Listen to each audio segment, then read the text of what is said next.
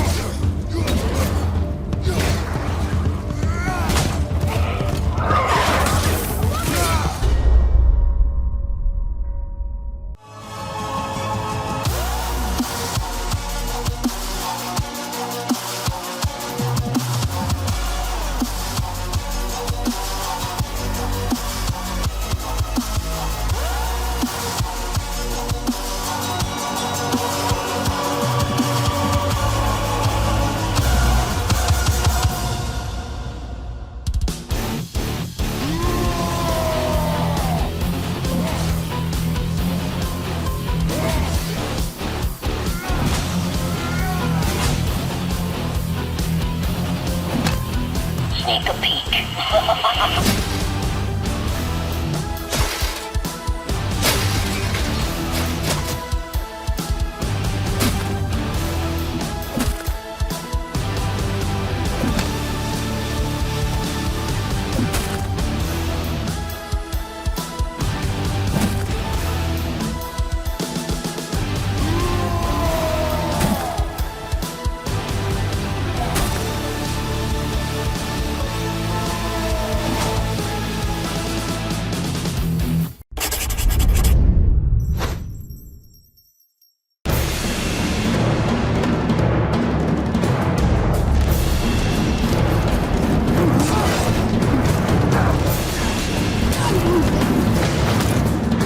This is Man-at-Arms, Reforged.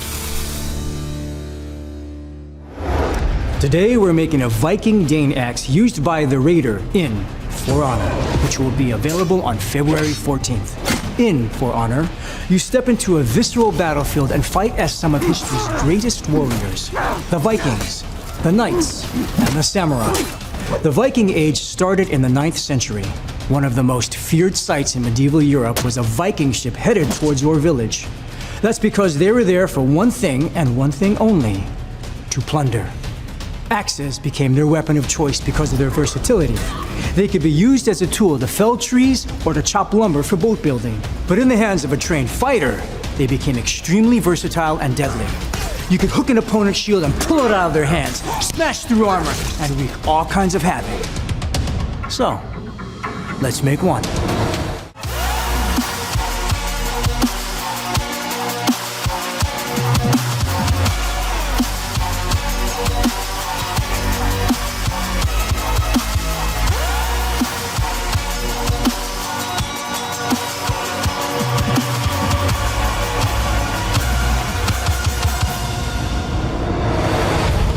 The Viking Age came to a close in the 12th century. In the end, it was their independent spirit that prevented them from uniting into a kingdom, leading to their downfall. With their knowledge of the seas and warrior spirit, who knows how much of the world they could have controlled.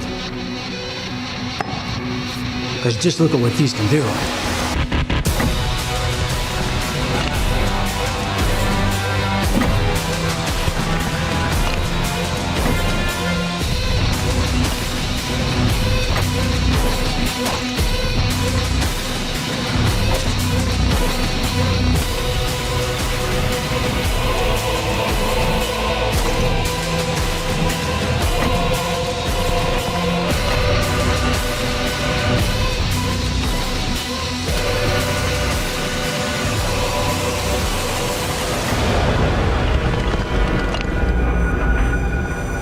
Until next time, stay sharp.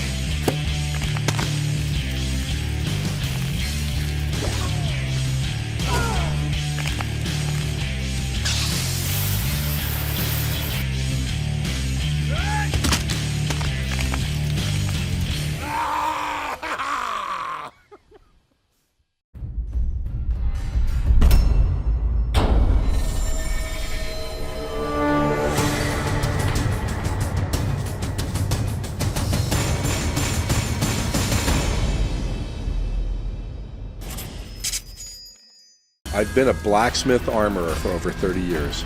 I've created weapons for over 200 feature films. This is Man-at-Arms. I'm making Gimli's axe, which is the bearded axe. It's one of the 5 axes that he carries. It's the smaller one, but it is more traditional. It is closer to a Viking bearded axe that has the longer down end on there. It's almost like a goose wing axe. I've always been a fan of Gimli. Other than my height, I am a big kind of hairy-looking dwarf. You know, dwarves working with metal and mining gemstones and stuff. I definitely have an affinity for him. I bought the United Cutlery license reproduction replica, and you know, it was nice, but I knew I could make it nicer, so I decided to raise the bar, make it out of Damascus steel. The Damascus is actually pattern welded steel. I'm starting with 37 layers of dissimilar metals. I'm starting with a layer of 1075 spring steel, old bandsaw blades from the lumber mills up in Oregon, which is made out of 15N20. It's a high nickel alloy. And then pure nickel from electrically deposited record masters for pressing vinyl records. So those are kind of a rarity nowadays. Each different layer of metal has a different look to it. So it's going to look like wood grain, little swirls and stuff going through there, which is the main purpose for adding the nickel to it. Gives it a real bright color. I cut each piece of metal to 10 inches by 1.5 inches, clamped them together on the welding bench, and TIG welded the seams together so they were tight, and put them in the forge, and fuse it into a solid bar of steel.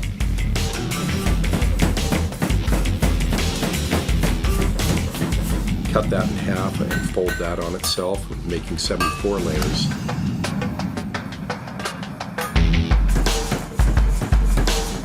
And cut and fold it one more time afterwards, giving it 148 layers. 148 layers, and it looks like one. I use a magic flux, which basically is a oxide barrier. It facilitates the welding of the metal, just basically anhydrous borax. It's like 20 mule team borax that's had the water melted out of it. I also use boric acid, which is roach killer, and then I use ammonium chloride, which is a constituent of building explosives. So anytime I fly, if I'm wearing clothes or shoes that I've worn in my workshop, I'll be pulled into a dark room and interrogated. These are fullering dies. There's a compound curve both this way and that way. And when I take that, I can make the metal move the direction I want. So I'm going to draw the beard of the axe down a little bit longer with these dies.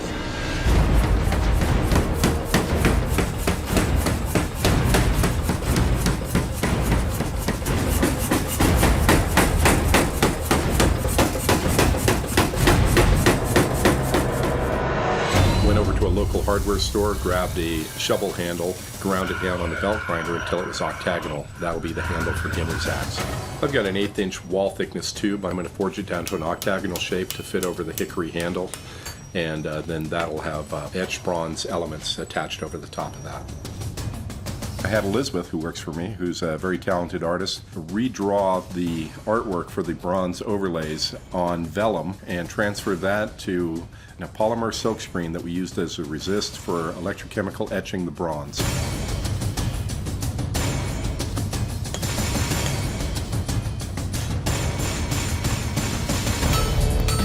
So we've got 148 layers of dissimilar metal, got it all forged together, and I'm polishing up the blade. When I'm finished polishing everything, I put it into a bucket of ferric chloride, which etches away all the details so you can see all the little swirly patterns. This was my favorite build out of this season. I really enjoy working with Damascus steel, and in fact, Gimli's axe was not originally made in Damascus. It was just aluminum and resin for the films. Raising the bar and making it out of pattern welded steel made it much more fun for me. This axe was real. Not only was it pretty, but it was effective. The weight and balance on this axe was phenomenal, and it seriously packed a punch.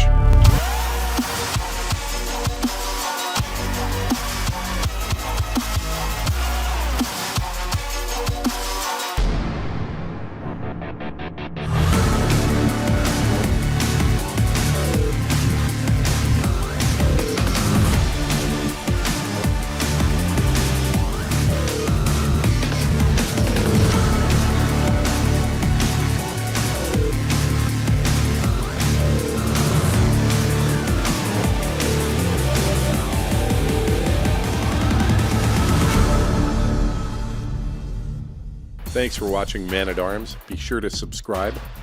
Tell me in the comments what weapon you'd like to see next.